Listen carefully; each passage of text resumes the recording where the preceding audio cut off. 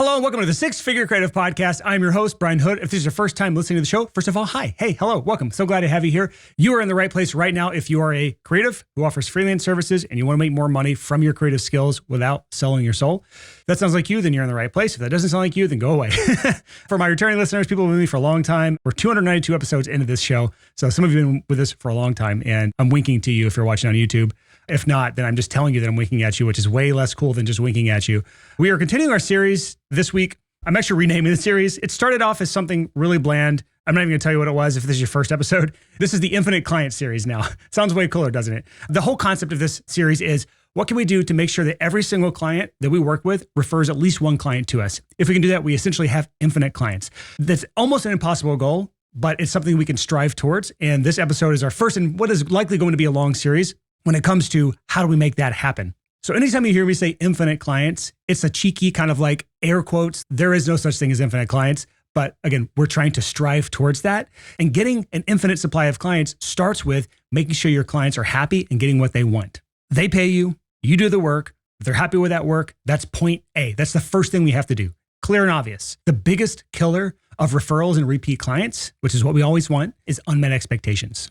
And the reason we get to this point, this toxic area where there's unmet expectations of some sort, it's because we didn't properly set expectations at the beginning and or we didn't put those in writing with the client. So they think that they're going to get something that they don't. They think that you do something that you don't. They think this payment that they've made to you includes something that it doesn't. They think the deliverable looks like X, but it's actually A or Y or P. And thus we get to the point where expectations aren't met. It's the killer of referrals. It's the killer of repeat clients. And we look at unmet expectations kind of like a spectrum. It's not black and white. It's not ones and zeros. It's not binary. It is a spectrum. The unmet expectations could just be anything from something as minor as just like a weird bad taste in their mouth because there was just something off at the very end of the project. And then on the extreme other end is they hate you and they actively badmouth you and they actively push people away from hiring you. And beyond even that is a level that I don't think many freelancers have gotten to, hopefully you haven't, is where you get sued by your client. That's like unmet expectations times 1,000. None of us want to get there. Obviously, we don't want this to happen, but it would make sense that clients would be unhappy with unmet expectations. Anytime we're in a situation where we feel like we don't get what we expect, you tend to feel wronged. And anytime you feel like you're wronged, you tend to react in some way, shape, or form, depending on the severity of those unmet expectations. A simple, stupid example would be like if I'm going to dinner out with friends at a restaurant, and I'm expecting a nice meal where I can talk to my friends, have a great conversation. And we sit down at the restaurant and the atmosphere is extremely loud. Everyone's talking really loud. The music's blaring really loud. And I have to scream and I struggle to hear what my friends are saying in the conversation. That's an unmet expectation. My expectation was that I wanted a nice dinner that I could have a conversation with friends. I was not given that. So therefore, it doesn't meet my expectations. I'm likely not going to return to that restaurant and I'm probably not going to refer my friends to it if that's what they're looking for. On the other side of things, if I'm looking for a loud, lively, exciting place to go and have a really good time with friends and everyone's drinking and having a good time, even though I don't drink, then that probably meets my expectations. So it's not that it's bad or good. It's just that the expectations weren't met. And if you feel like you've been wronged, if you feel like your expectations weren't met, you tend to react. And that's what we want to prevent from happening with our own clients. So the first part of making sure those expectations are aligned is putting together a client agreement and having your clients sign it and making sure they understand it. This is the first step of onboarding, either when they've paid a deposit or before they paid a deposit or before they pay their final payment, anytime before you've done actual work together, before the non-refundable deposit is non-refundable or until the first payment is in, like at some point, the very beginning of the relationship, the client agreement needs to be sent and signed. Everyone's process is slightly different, but in my books, no one is considered an actual client until that agreement is signed. And if this is done right, if this is done well, then expectations are met with your client. You are legally protected, which is a huge part of this. And this prevents other problems from coming up later because of things like scope creep. We'll talk about that all in this episode today. So let's dive into this. We're going to talk all about client agreements today. Sounds boring. I promise you this is well worth it if you don't have a client agreement that you're happy with, a client agreement that your client signs and understands, and or if you feel like your client agreement is full of a bunch of copy-pasted legalese jargon that you got from someone else. That's not what we want here. We want our client agreements, first and foremost, to be written in plain English that makes sure that clients understand what you're saying to them and what they're signing. I have to state that I'm not a lawyer. I'm not giving you legal advice, but I'm just telling you from a logical standpoint, the biggest reason lawsuits come up in any sort of service relationship, whether it's freelancing or consulting or really anything where a contract is involved, the reason those disputes come up and it gets to a lawsuit in the first place is because the expectations weren't aligned. So just by writing things in plain English, you avoid the number one reason things can get into litigation, which we don't want. And beyond the legal side of things, we are much more likely to have a happy client because they can read through our client agreement It all makes sense. They don't have to run it through a lawyer. Now, again, this is not a blanket statement for all people. Some people work with larger corporations who have a team of lawyers. You can write things in legal speak for that, but I'm just talking about the everyman, blue collar freelancer like myself. So in this episode, we're going to talk through all the elements that a client agreement should have in it. And I'll talk through how you can send it and actually get it signed. So the first part of any client agreement, and this is the part that makes it legally binding, is having all identifying info of all parties involved with that. Again, I am not a legal expert. Talk to your lawyer if you want to make sure this is all done correctly. I can say that ChatGPT is pretty good for like basic stuff like this. If you need to ask for some examples of like what makes it legal versus not legal, it understands law pretty well. So if you have ChatGPT, especially if you have 4.0, it can get a lot of this stuff right at the first pass so that when you do go to a lawyer, it's a lot cheaper and you're not asking a bunch of dumb questions. But the first part is identifying information. So things like name, address, phone number, things that can identify the party so that it is not just Brian Hood, it is the Brian Hood on it. There's a lot of Brian Hoods in the world. I'm not the only one. So which Brian Hood are we talking about? If there's multiple parties, then you need to put all those parties involved. This is pretty standard, pretty straightforward. I'm not going to talk anymore about this. The second part is outlining a scope of work and deliverables. So this is basically, again, this is the biggest sticking point in almost any sort of dispute or misunderstanding or misaligned expectations is what's included, what's not included. If you've ever had a client come to you asking for things that were not included, ask yourself, was it in the client agreement? Was it clearly outlined that was or was not included? If it's not in there, add it as a thing that's not included or add it as a thing that is included. This is pretty straightforward. You know your service well enough to know for the price point that I'm charging, this is included, this is not included. But there's one more element within this bucket of section that you should add that is almost always worth doing. And that is what defines the project as done. It's called the definition of done, DOD. You see this in project management all the time. When these criteria are met, this project is done. Consider putting something like that in your contract, or I like to use the word client agreement. It's a lot less intimidating than contract. They're kind of one and the same, but put something in there where when these 5 things or these 10 things are done and delivered, the project is fulfilled, AKA done. The next thing is kind of a project schedule and timeline. Another big misalignment of expectations is when the client thinks something's going to happen on one time frame or one time horizon, and they happen on another time horizon. It takes longer, or it goes faster than they're prepared for, or a deadline that they think is going to get hit is not going to get hit. It's good to just map all of these things out. So what date do things start? What date do things end? How do things generally progress throughout that?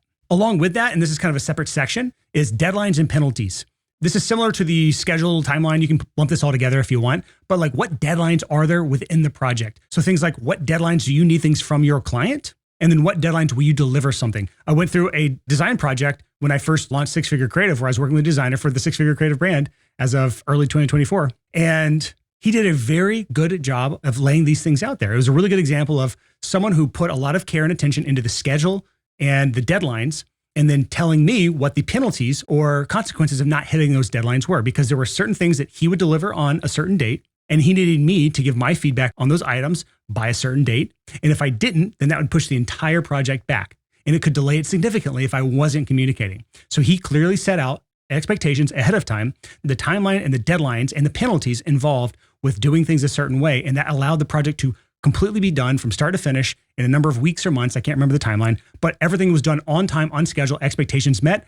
I'm happy. I've actually brought him up. His name's Cole. I've brought him up on the show multiple times. It's a really good example of setting expectations properly. Well, when you map this out in a client agreement and you put the due dates or deadlines and penalties on there, that makes sure that people understand not just what they're expected to do, but also what the consequences of those actions are. You can put anything from monetary penalties, scheduling penalties, loss of something. The sky's the limit here as long as you are setting the expectation ahead of time. They fully understand that expectation and they are agreeing to that expectation on both sides. Another one is going to the gym. If I don't show up to one of my classes, I get charged $15. That sounds ridiculous. Why would I be okay with charging $15 just for not going to the gym? It's because it actually helps me. It holds me accountable. It's something that I want to happen. I'm much more likely to show up to the gym if I do that. So deadlines and penalties can be a wonderful thing for making sure the project is on schedule. And it can also be a wonderful thing for yourself if you're the type of person who has to have that, what's called an accountability mechanism of some sort. The $15 gym thing is an example of an external accountability mechanism. That can be really powerful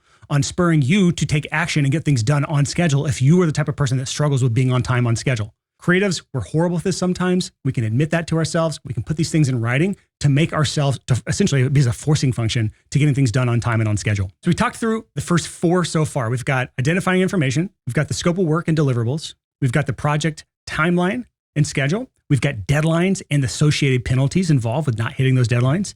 The 5th is payment terms. So this is another area that can be a sticking point that can either leave clients confused make them mad. Money's a very touchy subject when it comes to projects like this, not just for your clients, but for yourself. As creatives, we tend to shy away from the money conversation. So it's actually in our best interest to make sure all expectations are aligned here so nothing awkward or weird happens. So in the payment terms, what do we want to cover in this section of our client agreement? We've got what is extra? What services, what extra little things are we going to charge more for when it comes to payments? What happens if they want more? It could be they want more of the same thing you're offering. It could be that they want more on top of something else. It's kind of like bucketed in with what's extra. Maybe if they want more days, if you charge by day, or if they want more deliverables, like photographers doing prints or et cetera, et cetera. Like what happens if they want more of the thing you're offering? The next kind of part of this is when are payments due? This is one of the most basic things. You might want to start with that. If they haven't paid up front, which I usually recommend in most cases, if you can handle it, if it's something that's feasible in your niche, collect all money up front so you can just be done with the money conversation and focus on the creative project without worrying about getting paid. Am I going to get paid? Am I going to get screwed? When do I have to ask for money? It's awkward. It's weird. In my entire music production career, everything I did, I got paid before I worked on it. Within the first year of as a freelance music producer, the first year, I had somebody cancel me day of, and I lost like 5 days of income. So from that point on, I got paid in advance for everything.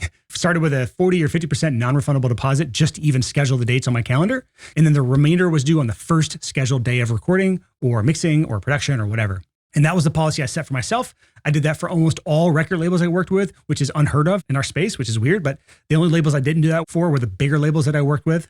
But that allowed me to be protected and not become a debt collector. Next thing is late fees. So if you do have some sort of payment schedule where they're paying you maybe a monthly retainer or they're paying you in installments like a deposit and the rest is due at the very end, a project for 1 quarter, and you're just doing 3 flat payments monthly and then it's done. Either way, there's something called late fees or rush fees. 2 things to keep in mind here. Late fees are if they pay you behind schedule, what's the penalty on that? For example, if they were due on the 30th of this month and they don't pay you for 3 months, what's the penalty involved there? Is it a monthly charge? Is it a one-time flat fee for late payments? There needs to be some consequence for this because you don't want to, again, you want to incentivize them to pay on time every time. You don't want to have to chase down and become the debt collector. And when you do, you want to be compensated for that. It's a fair ask. If you pay late, there's a 5-day grace period, and then it's a X fee or X percentage fee per month or something like that. Again, it's your business. You can put this how you want. And then the rush fee thing at the very end here. If you are rushed to do something, like my podcast editor, I was joking with him between cuts here. I don't have my own accountability mechanism or forcing function to get ahead on this podcast. So I'm almost always week to week on this show. Something that needs to change, likely, right? Because of that, I'm on the hook for a rush fee for him because we're scrambling at the very end to get this thing done. The rush fee apparently isn't strong enough to get me to actually get stuff done sooner. So this can be, again, great for a freelancer. If you are a freelancer and you feel like clients come to you for last minute changes all the time, and they're always waiting to the last minute or missing deadlines, what's the rush fee for getting things done faster than normal? It could be that they came to you with a week's notice for something that usually takes 2 weeks, or they want to get ahead of another client, or they ask for last minute changes. All these things are in your payment terms under rush fees. And they can be a wonderful way of making a little extra money, but also making sure your client knows that they can't just throw last minute stuff at you. It's not okay. All right, so that's the 5th section. The 6th section is usage rights. This is one that I didn't learn for way too long, but this is something that's common in a lot of industries.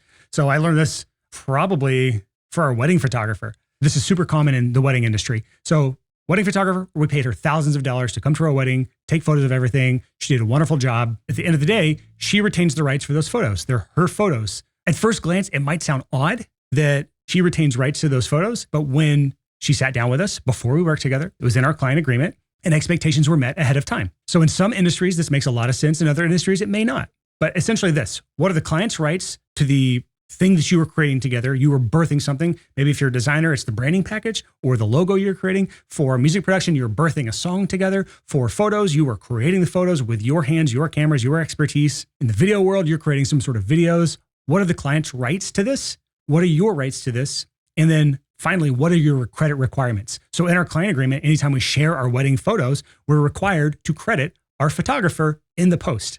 This is a wonderful marketing tool for her. It's something that's easy for us to do. It's not overstepping bounds. And it's something that I never did with my clients in the past. It was such a missed opportunity. Some of the bands I produced went from the very first recording to where they're getting millions and millions of streams on Spotify, like massive growth as an artist. And all along the way, I could have and should have been getting credited on announcement posts or in music videos. Even on Spotify, I'm not credited on half the stuff that I did, or probably more than half of the stuff that I did. And it's because it wasn't in my client agreement. I failed to do this. Next kind of section for your client agreement is cancellation policy. For those who are counting, this is the 7th section. And there's kind of 3 areas within the cancellation policy that you need to make sure you cover. The first is what happens if the project is canceled before it begins. In my world, as in music production, all the time, what would happen with bands, because my schedule was booked 3 to 6 months in advance, the date would come and the band would be broken up. Or the date would come and the songs weren't ready. Or the date would come and they wouldn't have the funds. So what happens in those instances? It may be that they lose their deposit. It may be that the project is just canceled. The project's rescheduled and they have to pay another deposit for those dates. There's a million ways this could go. But essentially, before the project begins, if it's canceled, what happens? The second section to cover is in the middle of a project. So if you're halfway through the project and they decide they're done for whatever reason, maybe it's partially done, maybe it's incomplete at all, what happens in those scenarios? This can be called a kill fee in some niches. I've heard it called that. I don't really use that fee, but essentially, what does it cost to kill this project? This usually compensates you for the work you've put in. And there can be some nuance depending on the niche. For example, in my niche, the way I handled this was if clients came in, they prepaid for a certain amount of studio time, which covered a certain amount of songs we were going to produce together. And if they came in and they finished early because they were prepared, they knew their instruments well, they knew their parts well, they just smoothly got through the process in less time than expected. I usually put a caveat where I would refund unused days. Rarely happened, but I would do it. What happened more often if they finished early is because they came in with fewer songs than discussed, because they weren't prepared. In those circumstances, I would not refund for the unused days. I put that clearly with my clients that if you finish early because you do less songs than we had discussed and scheduled time for, the remaining dates are not refunded. So that was essentially my kill fee, is I get paid full no matter what. There is no kill fee. But some projects you might feel like that you're just not gelling well. The project's not coming together. You're not feeling inspired or creative. You're just not a good fit for each other. You've mutually decided this. At any point, you can kill a project together without any consequences if you both agree to this. Again, don't hold me to this. There may be a world where that client agreement trumps even what you two mutually agree on afterwards. I don't know, but that's how I would run things personally. And the third thing to look for on cancellation policy is what happens if you cancel the project, AKA you fire a client. And you could fire a client for a number of reasons. It might be that they are a pain to work with, that PITA tax, pain in the ass tax, is too high and you want to just end things. It could be that something happens, your studio burns down. It could be any number of things, but what happens if you end the project in this? Does that mean that you make up for it? You pay them for the unused time, you pay them for the full project, you credit them for future time with you? I mean, there's a million ways to structure this, but make sure something like this is covered or at least mapped out so that expectations are aligned. The next part of this client agreement is just making sure you're getting signatures from all parties. As far as I understand, you need to have signatures from anyone who's on the identifying info. So for me, if I'm working with a band, I might have all band members on there and they all sign. Working with an individual or somebody that represents a company, you can likely have one individual to sign for the company if they have the legal right to do so. But you also need a place for your own signature on this. It's called a counter signature. Once they sign, you countersign it with your own identifying information. But those are the major sections. There's always like little bits and bobs that can go in there based on maybe something pops in your head. Like, I really want to cover that sort of potentially nuanced situation to make sure expectations are set ahead of time. Every niche is slightly different. So take this as just a skeleton framework for you to go off and do more with. But I do have an example. If you want to check this out,